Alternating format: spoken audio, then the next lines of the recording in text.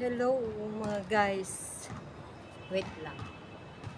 Gusto kong i-share sa inyo yung problema ko sa channel ko na nawala yung AdSense ko na disabled 3 days ago ngayon.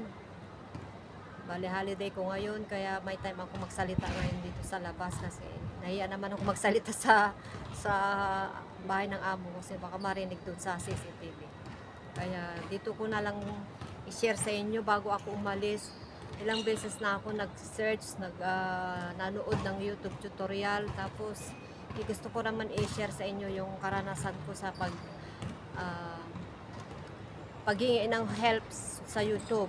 Kasi, pwede ka doon. Tuwing ako'y may problema sa YouTube ko, lagi ako doon sa help, sa support, creator support, o kaya sa help YouTube. Puntahan mo lang yung channel mo doon. Kasi makikita mo yun doon sa taas niya. Makikita mo yung help, tapos pindot mo, tapos mayroon doon sa tabi niya magpapakita yung parang message siya na square. Kasi pindot mo ulit siya, tapos bigla na lang maghintay ka lang siguro 5 seconds or 10 seconds, maglo-loading yan. May papasok na mag-a-assist sa'yo, magsasabi kung ano yung magtatanong kung ano yung problema mo, tapos yun. English kasi yung nakalagay doon sa pwede ka naman magpindot doon sa settings, pero direkta na kasi ako English na yun yung doon, English ang pagsalita natin. Para hindi na wala masyadong o matagalan pa. Kaya yun, sabi ko, problema ko yung Tagalog ko na lang. Tapos i-share ko sa inyo kung ano yung mga reply niya. Ito pala, puntahan ko na lang kasi dito sa email ko kasi kinapi ko yung conversation namin mga guys. Bale, ito yung pinaka worst na nangyari sa YouTube ko, yung nawala yung AdSense ko, kaya ang hirap. Since 2022 pa ako na monetize kasi nag-umpisa ako ng 2021. Tapos 2022 ako na monetize kasi 1 year yan bago ka monetize kasi.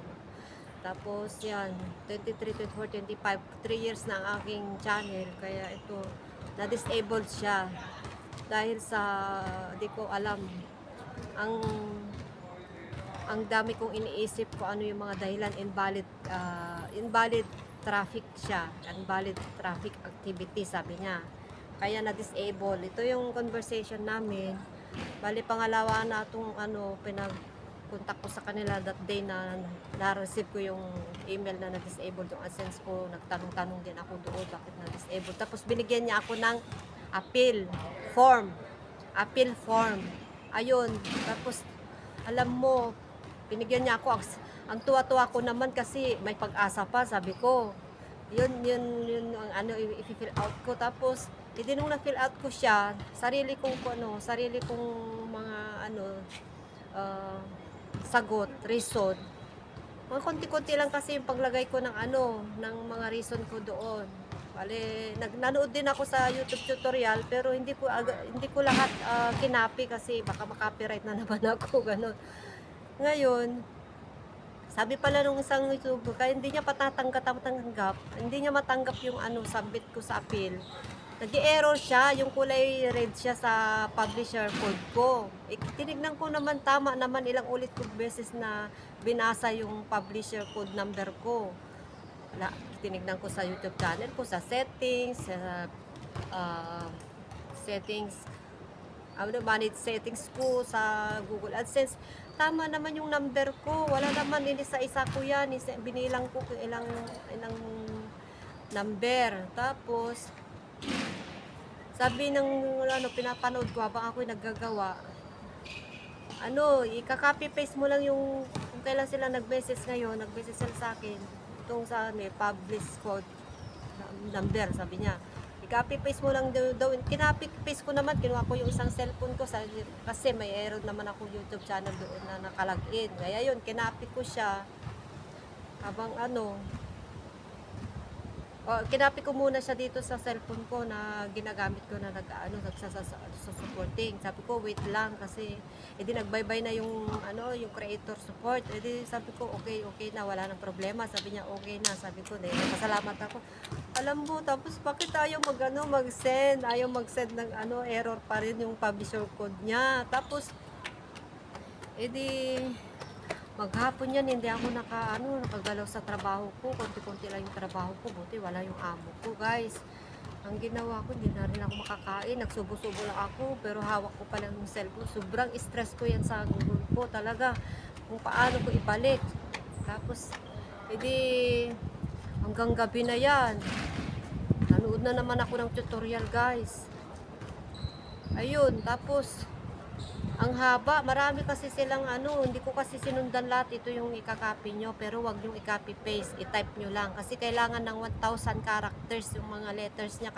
Kailangan mahaba-haba para i-accept ni YouTube yung yung AdSense mo, yung paano ka maghingi ng apologize. Huwag mo sabihin ng sorry, apologize. Saka hindi mo alam na naka-mistake ka, hindi mo naman sinasadya, ganun. Tapos sabihin mo doon, maraming box yun na pagkaano mo, ilagay mo yung link mo ng YouTube, pangalan mo, tapos yung Google email mo kung saan sila mag-reply sa susunod, tapos yung publisher code talaga, tapos yung pangalan sa una, tapos yung link, tapos yung reason, tapos sa pinakalas, paano mo siya i-implement, paano mo siya pagagandahin sa susunod yung channel mo na hindi ka makakasagasa na yung community guidelines ay matupad mo na hindi ka lalagpas doon sa mga policy nila na mababiolate ka, ganon. E di, sabi ko, tama naman. Tapos, ang ginawa ko sa gabi, antok na ako, mga alas 9 na siguro yun, hindi ko na tinitignan ng oras ko, tapos naku, alas 8 kasi yung ako kong lalaki lang ang sinilbihan ko na gabi yun, alas 8 tapos na ako, hindi na rin ako naligo. Nag-shower lang ako saglit, hindi na rin ako naligo. Cellphone na naman ako niyan, guys, sa bed ko. Hawak-hawak ko lagi yung cellphone ko, nanonood ako, tapos ako, sinusundan ko paano nila gawin yung affiliation, bakit ayaw mag-submit. Tapos, yung that time na hapon, habang nagluluto ko ako ng pagkain ng amo ko, panay sabi ko, bumalik na naman ako sa support, bakit ayaw niya tanggapin, bakit hindi niya mag-submit, kasi nag-error siya ng sabi niya, screenshot ko daw. Hindi ko naman siya may screenshot ko na nga, pero nawawala dun sa gallery ko pag isi-send ko na.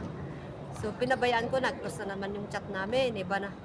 Tapos sabi ko, bakit ayaw pa rin ayun, close na. Yung gabi na tayo, balik na tayo sa gabi na alas 9. Tapos nakikipag-chat pa sa ako sa kaibigan ko sa nasa Singapore kung paano siya na ganun din daw nangyari sa kanya. Matagal daw mabalik hanggang 1 year mahigit. Naku, hindi ko kaya magantay ng 1 year. Baka gagawa na ako ng bagong YouTube ko, sabi ko.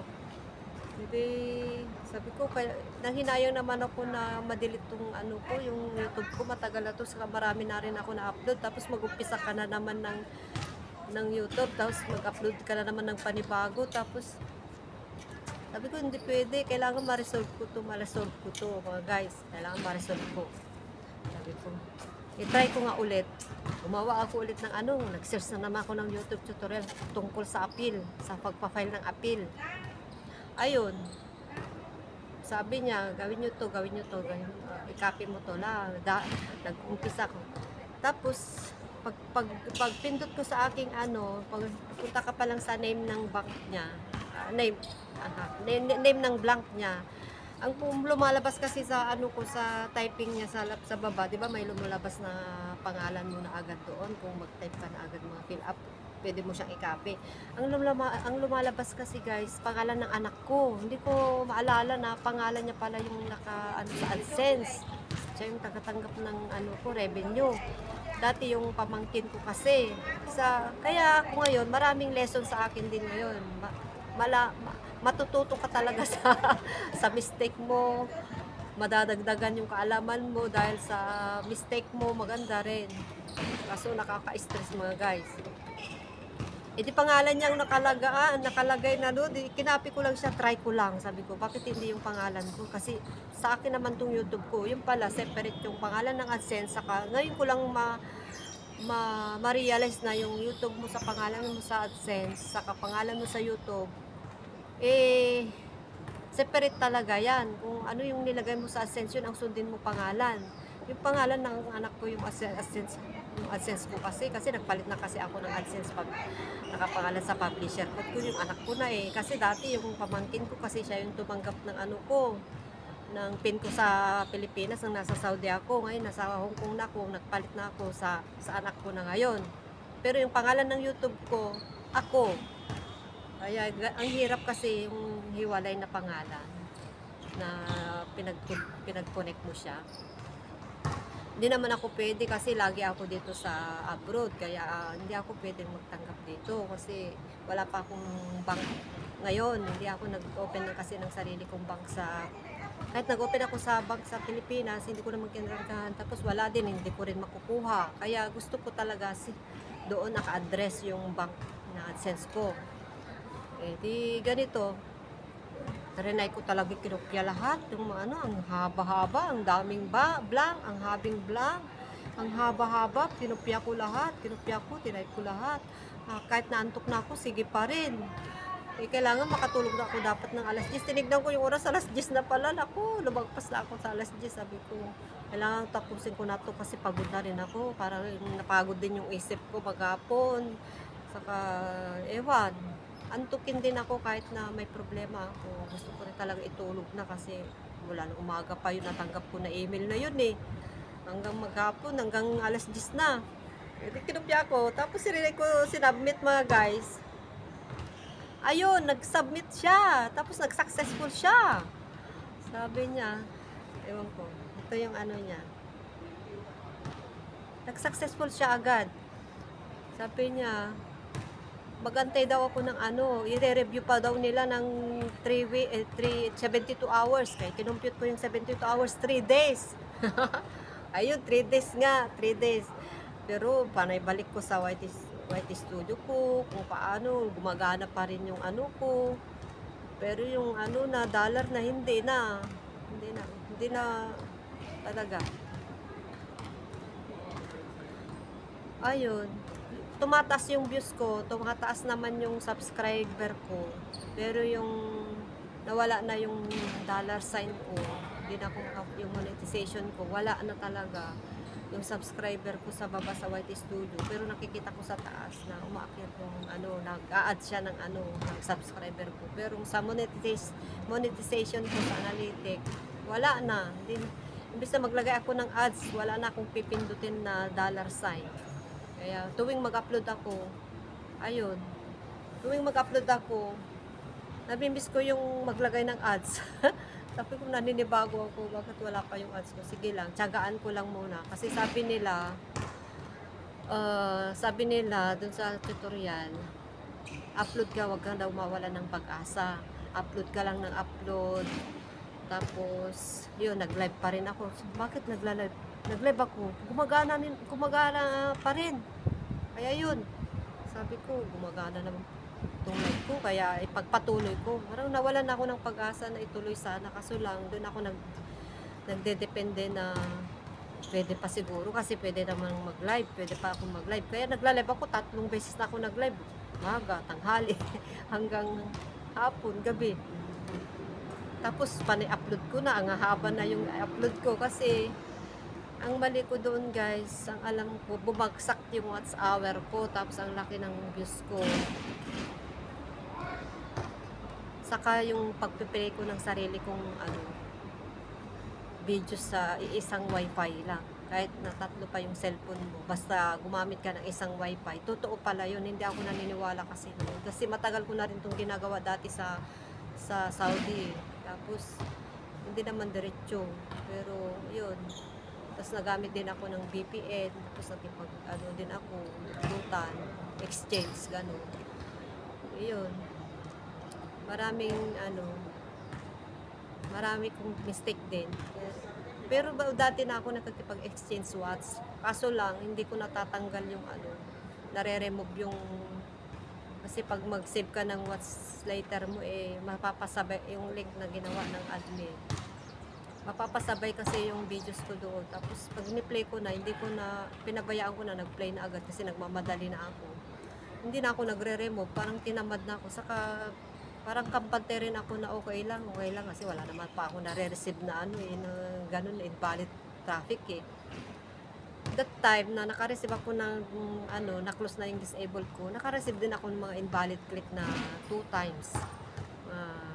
2 weeks ago or 1 month ago, na-warningan na pala ako nun, pero hindi ko talaga siya pinansin. Kasi ang nagdedepende ako sa analytic, kasi sasabihin niya naman doon sa baba, doon sa analytics sa White Studio na invalid click, tapos magre-red siya doon. Kasi dati nung nasa Saudi ako, pero hindi pa ako monetize. Kaya inaantay ko lang yun na magsasabi siya doon. Pero nasa email, magsabi na siya ng invalid traffic. Pero dito sa White Studio ko, kasi araw-araw ko naman yung tinitignan kung magkano yung dumating na pumasok na revenue, yung views, yung araw-araw na revenue. Makikita mo naman doon eh. Kasi wala siyang nagpakita doon na kulay red sa invalid, saka yung arrow niya eh bababa sana na ganun, tapos magkukulay red yung impression click, sabi niya sana invalid impression click, sabi niya sana yung invalid click. Eh wala eh. Yung email meron, pero pinabayaan ko lang siya, sabi niya invalid click, ganito ganito. 2 times yan. 6 days ago, bago na naman ito, 1 month na yung una, siguro 1 month na kasi nakasahod na rin ako. Tapos napaklik pa ako sa mga nagbayad din ako. Tapos, din-engganyo ako ng bayad. Pero lumaki yung natanggap ko sa revenue. Pero bigla na lang siyang yung nagbawas yung mga dollar ko kasi tinitignan ko yung araw-araw. Ang tataas, $15, $11, $16, $9, araw-araw. Tapos nung naipon na yan, tapos pag mag-update na yan siguro, naku, bumagsak, nawala yung $100. Kaya sabi ko, stop muna tayo, sabi ko sa mga clicker ko na 4. Yun. Pero may nangungulit pa rin yung mga dalawa kung yan eh, pero hindi sila sabay na nangungulit. Di sige, ngayon bigyan kita ng i-click, sabi ko. Pero sa akin naman, nagla-live lang ako, diretso din. Live ako 1 hour. Once ako 3 hours, pero makaraan ng 3 araw, hindi na ako sumasali ulit. Parang kampante pa rin kasi mahahaba na yung 3 hours na sinalihan ko nung last time. Sabi ko, parang binabudget ko rin. Tapos yung mga pinapaklik ko naman na video, mga 3 minutes to 5 minutes lang naman. Short videos lang. Tapos, nag-upload din ako every other day, ganun. Tapos, sa pag ganitong holiday, nagsushort videos ako na ang dami kong views kasi nagsushort videos ako, ang dami kong mga sayaw-sayaw. Ganun. Natuwang-tuwa naman ako kasi ang dami kong views kasi may bayad din yung views. Yung isang short ko lang videos na meron pang 11K eh. Saka 1K 2, 1K, ganun. Kaya guys, ito yung experience ko lang na ma-share ko sa inyo ha. Ang haba na itong i-upload ko. 18 minutes na. Wait lang, hindi ko pa. Sana may pag-asa pa. Ipapakita ko. Ito pala yung reason na bakit ako nahuli na guys. Nag-antay na kayo. So, nangungulit pa rin ako guys sa supportive creator. Ito, thanks for contacting support. Kasi kinapi ko yan, yung namin conversation, napunta sa email. Sabi niya, 6:13 doon, alas 8 naman, alas 9 naman dito sa atin, sa umaga, dito sa Hong Kong. Dito ako sa Hong Kong, 6:13 PM doon sa kanila, sa Amerika yata to. O sa US, kasi sa US naman kasi itong natin. Sabi niya dito, pabasa ko sa inyo guys. Welcome your case ID. Sabi niya, may case na talaga siya. August 15 yung una, 6:13 PM Pacific time. Tapos sabi niya, 6:13. Adrian ang pangalan. Sabi niya, Adrian join the conversation. Adrian ang pangalan niya ngayon. Kalimutan ko na yung sa akin. Kasi paiba-iba yan yung mga sumasagot sa'yo sa sa supportive. Welcome, your case ID, sabi niya, is, tapos maraming number, 8288, ang dami na, etc. Tapos refers to this if you need to contact us again, sabi niya. Sinabi ko, hi, my name is Adrian, sabi niya. How are you doing today? Wait guys, isunod ko na lang itong i-upload kasi mahaba na to eh. Isunod ko din i-upload. Kasi mahaba to eh. Gawa na lang ako ng panibagong video niya. Hintayin ko lang siya na mag 20 minutes. Yan, 1 minute na lang guys. Yun ang problema ko, experience ko. Bale, 2 times na ako nag-ask dito sa supportive ngayon tungkol sa Google AdSense. Nag-ask naman ako ng supportive noon tungkol lang sa mga ko noon. Ano ba yung mga case ko noon? Mga slight lang na problema ko noon eh. Basta matagal na akong hindi nag-ask dito kasi ngayon lang ako nagka-worse na ganito yung problema ko. So, umaya, basa ko na lang sa isang video guys. I-upload ko isunod dito para abangan nyo na lang. Ha? Kinukulit ko talaga sila kasi 3 days na kasi guys. 3 days na kasi sabi niya 72 hours daw na antayin ko. Tapos kung marami kasing case na kasi na ganito, abutin pa ng niya, sabi niya marami. Dahil sa dami ng case, sabi niya, it takes to 72 hours to a week and a month, sabi niya. Kaya kulit-kulitin ko sila guys, kulit-kulitin ko sila. Para follow up ko ganun, para naman alam nila na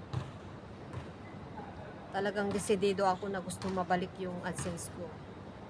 Kasi ayoko nang gumawa ng panibagong AdSense case eh. Kasi yung anak ko lang naman yung pwede kong siyang paggamitin kasi yung anak ko yung pwede na yung taon niya eh. 19 na siya sa October. Eh, hindi na kung pwede yung sa asawa ko kasi hindi naman alam niya yung gagawin niya kasi hindi niya mahilig sa mga ganito-ganito. Yung anak ko nag-aaral siya ng college kaya siya yung nakakaintindi sa akin. Kaya mabilis ko lang siya utusan, gano'n. Pinagawaan ko siya ng bank account yun. Tumanggap na rin siya mula nung January yata. Ano ngayon yun? 7 August na ngayon yun. August. Maka ilang beses na rin siya nakatatanggap. Dati yung pamangkin ko yung tumatanggap. Kaso lang, inalipat ko na lang kasi aalis na sila. Pupunta magbabakasyon sa ibang bansa. Yun ang sabi niya. Kaya nag-aalala ako. Pinatransfer ko na sa pinagawa ko siya ng bank account. Yun pala yung bank account related pala sa Google AdSense. So, ito lang ang masabi ko dito. Sunod ko na yung pag-upload ko dito sa conversation namin, guys. O kaya, diretso ko na lang kaya. Hala, 30 minutes na. O, baka wala na kayong oras na manood eh. Sige. Ito lang yung problema ko, guys. Ito yung pinaka-worst na problema ko ngayon. Parang nawalan ako ng gana araw-araw. Ang hirap pala yung para kang napilayan na sabi doon sa mga katulad ko. Totoo yun. Sa mga katulad ko na na-disabled, relate sila. Kung gagawa ka ulit, panibago ang hirap. Mag-umpisa. So, babay na muna guys. Diyan muna kayo. Hanapin nyo na lang yung susunod na upload ko.